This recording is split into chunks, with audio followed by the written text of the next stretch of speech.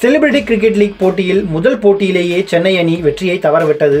அதன் பின்னர் சிறப்பாக ஆடி ஃபைனல்ஸ் வரை வந்தது.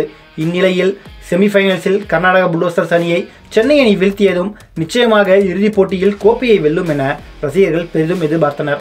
ஆனால் இறுதிப் போட்டியில் ரொம்பவே சுமாரான ஆட்டத்தை வெளிப்படுத்தி பஞ்சாப் அணியிடம் கோப்பையை பறிகொடுத்தது. டாஸ் வென்ற பஞ்சாப் அணியின் கேப்டன் ஹார்திக் சாந்து பந்து வீச்சை தேர்வு செய்தார். செமிஃபைனல்ஸில் விக்ராந்த் டாஸ் வென்று வெற்றி பெற்ற நிலையில் அதே ரூட்டை பஞ்சாப் அணி கேப்டன் கடைபிடித்தார். முதலில் பேட் செய்த சென்னை ரைனோஸ் அணி முதல் இன்னிங்ஸில் 5 விக்கெட்டுகளை இழந்து 89 ரன்கள் மட்டுமே எடுத்தது. அதிகபட்சமாக பிருத்வி மட்டுமே சிறப்பாக விளையாடி 23 ரன்கள் எடுத்தார். செலிபிரிட்டி கிரிக்கெட் போட்டியின் இறுதிப் போட்டியில் சென்னை ரைனோஸ் அணி ஃபீல்டிங் மற்றும் பேட்டிங் என இரண்டிலுமே சுமாரான ஆட்டத்தை மட்டுமே வெளிப்படுத்தியது. எந்த ஒரு பிரஷரும் இல்லாமல் பஞ்சாப் அணி எளிதில் 2 ஓவர் மீதம் இருக்கும் நிலையிலேயே 2 விக்கெட்டுகளை மட்டும் பறிகொடுத்து கோப்பையை கைப்பற்றியது. சென்னை அணியை வீழ்த்த வேண்டும் என்கிற வெறியுடன் சிக்ஸர் மற்றும் பவுண்டரிகளாக முதல் இன்னிங்ஸிலேயே அடித்து ஆரம்பித்த பஞ்சாப் அணி இரண்டாவது இன்னிங்ஸிலும் கொஞ்சமும் சொதப்பாமல் விக்கெட்டுகளை பறிகொடுக்காமல் நிறுத்தி நிதானமாக விளையாடி அதே சமயத்தில் வைல்டு ஃபயரையும் காட்டி வெற்றியை ருசித்துள்ளது.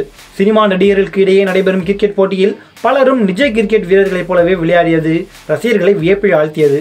ஜியோ ஹாட்ஸ்டாரில் கடைசி போட்டியை சுமார் 5 லட்சம் ரசிகர்கள் கண்டு ரசித்தனர். இரண்டாவது இன்னிங்ஸில் பஞ்சாப் அணி 75க்கு 2 அடித்து வெற்றியை பெற்றது. அதிகபட்சமாக அனுஜ் குரானா 40 ரன்களை விளாசினார். சென்னை அணியில் சாந்தனு மட்டும் கொஞ்சம் சிறப்பாக விளையாடி 22 ரன்கள் அடித்திருந்தார். பாரி 20 ரன்கள் அடித்திருந்தார். ஆனால் சென்னை அணி வீரர்களுக்கு சிக்ஸர்கள் விளாசினாலே கேட்ச் ஆகி விக்கெட்டுகளை பறிகொடுக்கும் நிலை ஏற்பட்டதுதான் இந்த தோல்விக்கு காரணம். பஞ்சாப் அணி கடைசி வரை பட்டாசாக விளையாடி கோப்பையை கைப்பற்றியது.